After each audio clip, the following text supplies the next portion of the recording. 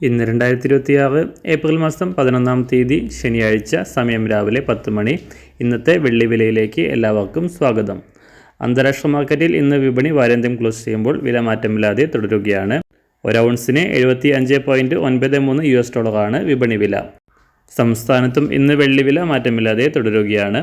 ഇന്നത്തെ വില 1 ഗ്രാം 260 രൂപ, 1 കിലോ 2,60,000 രൂപ.